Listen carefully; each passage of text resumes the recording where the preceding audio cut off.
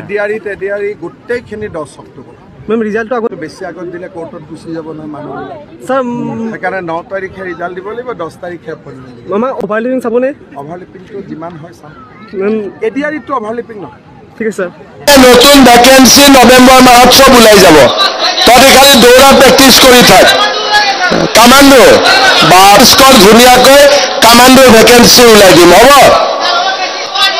অলপ বেছি দিব লাগে অসম পুলিচ 10 অক্টোবৰ আৰু নতুন ভ্যাকেন্সি লাগে তই দৌৰি আছ ঠিক আছে যা নতুন ভ্যাকেন্সিও দি দিম হ'ব 2000 এই 2 এন্ডতে ওলাব বাবা তই অলপ বেছি দিব লাগে এতিয়া কামাণ্ডো ভ্যাকেন্সি বেছি ওলাব যদি মোক কামাণ্ডো বনাই দিয় 10 অক্টোবৰৰ দিনটোতে আমি post graduate teacher graduate teacher LP এমিৰ শিক্ষক আৰু স্বাস্থ্য বিভাগৰ বিভিন্ন পৰীক্ষাত উত্তীৰ্ণ হোৱা আৰু এডিআৰিৰ পৰীক্ষাত উত্তীৰ্ণ হোৱা এই আটাই সকলকে একেলগে খানাপাৰা ফিল্ডলৈ মাতি আনি আমি নিযুক্তি পত্ৰ আগবঢ়াম মোক কোনোবাই সুধি থাকে পুলিচৰ ৰিজাল্ট কেতিয়া দিব সকলো ৰিজাল্ট আমি এনেকে দিম যাতে আপোনালোকৰ হাতত আমি 10 অক্টোবৰৰ দিনাখন আমাৰ নিযুক্তি পত্ৰ আমি হাতত তুলি দিব পাৰো বহুতে মোক সুধিছে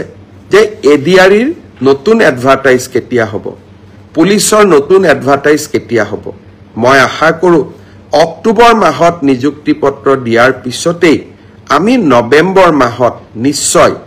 আকৌ চৰকাৰী চাকৰিৰ বিজ্ঞাপন দিবলৈ সক্ষম হ'ম শ্ৰদ্ধাৰ ৰাইজ অৰিলৈ আমি সকলোতে চৰকাৰী চাকৰি যোগদান কৰিব লাগে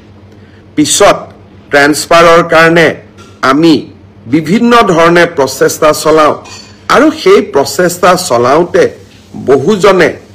ঘোষ আদিও দিব লাগে বুলি উপঢৌকন আদি দিব লাগে বুলিও আমি বিভিন্ন সময়ত শুনা পাওঁ ভাৰতৰ ভিতৰতে এইবাৰ মই এটা নতুন ব্যৱস্থা লৈছিলো শিক্ষা মন্ত্ৰী থাকোতে শিক্ষা বিভাগত আৰু এইবাৰ আমাৰ চৰকাৰী বিভাগত তৃতীয় চতুৰ্থ পুলিচ সকলোৰে বাবে যে আমি মিউচুৱেলি ট্ৰান্সফাৰ নকৰো কিয় পোৱা নাই মই আপোনালোকক প্ৰতিশ্ৰুতি দিছো এডিআৰি যেতিয়া আমি 10 তাৰিখে নতুনকৈ নিযুক্তি দিম তেতিয়া মিউচুৱেল ট্ৰান্সফাৰ কৰিব পৰা বা আমি যেতিয়া পুলিচত নতুনকৈ নিযুক্তি দিম 10 অক্টোবৰত মিউচুৱেল কৰিব পৰা কিছু আৰু স্কোপ আমাৰ সন্মুখত ওলাই আহিব লগে লগে নৱেম্বৰ মাহত আমি আৰু এবাৰ মিউচুৱেলৰ পোৰ্টেলটো মুকলি কৰি দিম যাতে আপোনালোকে চৰকাৰৰ নিৰন্তৰ স্বচ্ছতা আৰু চৰকাৰৰ ইতিবাচক পদক্ষেপসমূহত ভাগ